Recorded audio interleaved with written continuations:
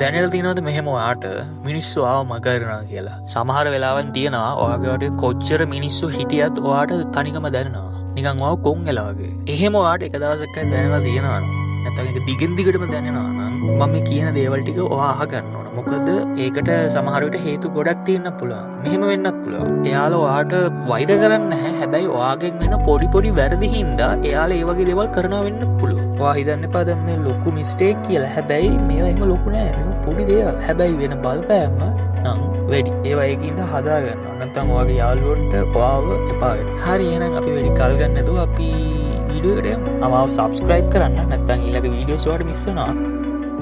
Number 1. Doing small things annoying people. හරි. දැන් මෙහෙම.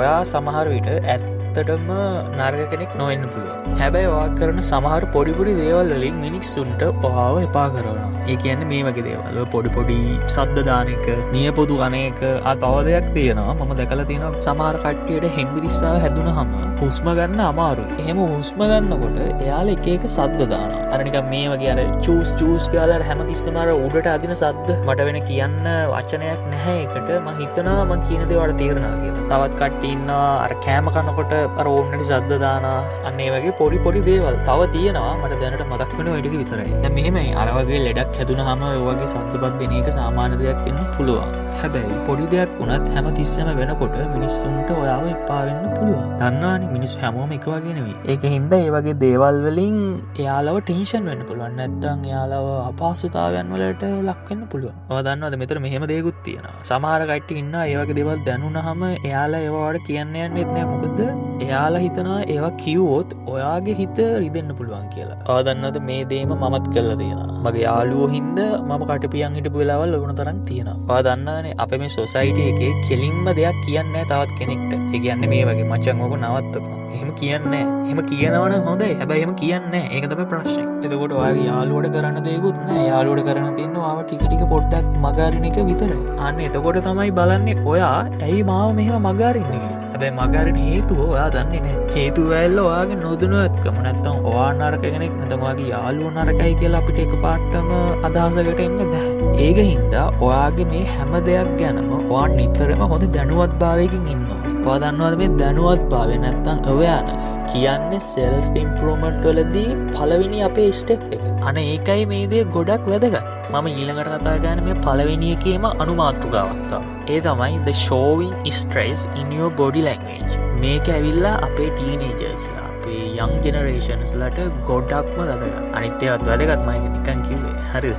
සමහර වෙලාවල් ඔයා යාළුවොත් එක්ක ඉන්නකොට ඔයා ගොඩක් සුසුම් හදනවා. ඔයාගේ අත් කකුල් හොලවනවා, වේවුලනවා, අර එක අනවශ්‍ය විදියට ඒවා හසුරවනවා. මේ වෙලාව ඔයා ඉන්නේ තරහකින්වත් නැත්නම් ප්‍රෙෂර් එක අපි කියන්නේ ප්‍රශ්නකින් එහෙම නැත්නම් කලබලයකින් නෙවෙයි. ඒව නිකම්ම වෙන දේවල්. හැබැයි ඔයාගේ යාළුවෝ හිතන්නේ දකින්නේ ඒක වෙන විදියට. එයාලා හිතන්නේ ඔයා මේ වගේ අමුතු දේවල් කරනකොට ඔයා එයාලත් එක්ක කතා කරන්න කැමති නෑ කියලා. ඔයා ඉන්නේ කම්මැලිකමේ. නැත්නම් ඔයා ඉන්නේ අසතුටින්. අන්න ඒ වගේ කියලා. නැත්තම් එයාලා මෙහෙම හිතන්නත් පුළුවන්. එයාලා ඉන්න තැන ඔයාට අපහසුතාවයක් දැනෙනවා කියලා හිතන්නත් පුළුවන්. මේ වගේ දේවල් මමත් කරලා තියෙනවා. අපි හැමෝම කරනවා. හැබැයි මගේ වැරද්ද මට තේරුණාම මම ඒක හදාගත්තා. සමහර විට හදාගමු නේද? ඊට පස්සේ අපි බලමු එයාලද හරි අපිද හරි කියලා. Talking too much without a point. Brother ඔයාලගේ අපේ ජෙනරේෂන් වල ඉන්න අය කරන ලොකුම මිස්ටේක් වලින් එකක් මේක.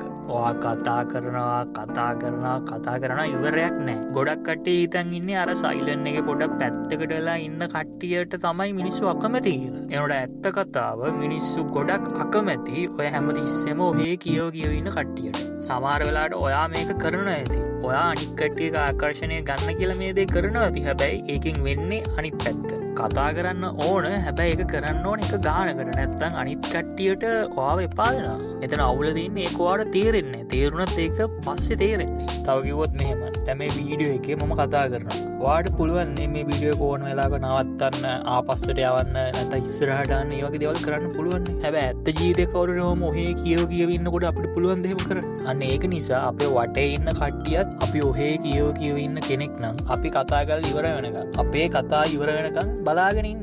එයාලා අපිට පෙන්නනවා සමහර වෙලාවට අහන් ඉන්නවා කියලා ඒවනාට හිත ඇතුලෙන් අර වගේ. එතන එයාලගේ වැරද්දක් නෑ. වැරද්ද අපේ. ඕනම දෙයක් කාට හරි තව කියනකොට ඒකට වැඩි කල් ගන්න එපා. අද මේ සොසයිටි කියන ගොඩක් කට්ටියට සවන් දෙන එක තව කිව්වොත් අවධානය දීමේ පරාසය වගේ දේවල් ගොඩක් අඩුයි. ඉස්සර තරම් නෑ. එතකොට කොහොමත් එපා වෙනවා මිනිස්සුන්ට. ඒකින්ද හැමතිස්සෙම කතා කරන්න යන්න එපා. කියන දේ ෂෝට් ඇන්ඩ් ස්වීට් කියන්න, අනිත් කෙනාට කතා කරන්න ඉඩ දෙන්න සහ හොඳට සවන් දෙන්න.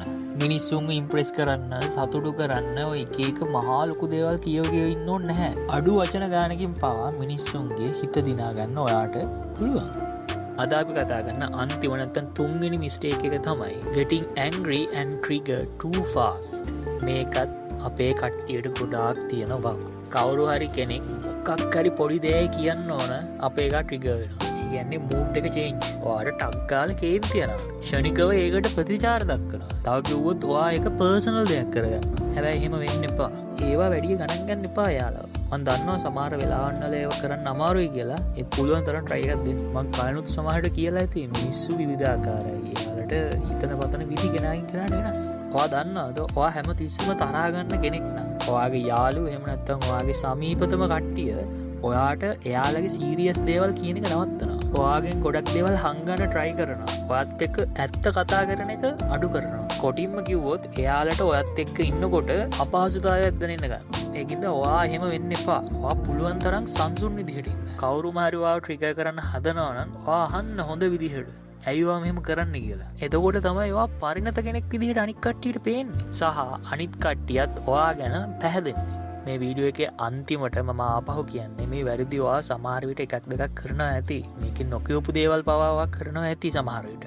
හැබැයි ඒකෙන් අදහස් වෙන්නේ නැහැ ඔයා නරක කෙනෙක් කියලා. අපි හැමෝම අපි එක වයස්වල ඉන්න කට්ටිය මේ වගේ දේවල් දැනුවත් හෝ නොදැනුවත්ව කරනවා. ඒවා ඉතින් සාමාන්‍යයි. හැබැයි වැදගත්ම දේ මේවා අඳුරගෙන හදාගෙන ඉස්සරහට යන එක. ඉතින් මේ වීඩියෝ එක බලන ඔයාට ජීවිතේ අඩියක් හරි දශමයක් හරි ඉස්සරහට යන්න ඕන නම් මේ වගේ පුංචි වැරදි පවා හදාගන්න මතක තියාගන්න ඕන.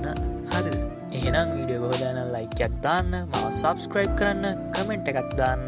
මේ වගේ තව වීඩියෝ එකක් කරගෙන යනකම් ඔයාලා හැමෝටම see you again. Bye bye.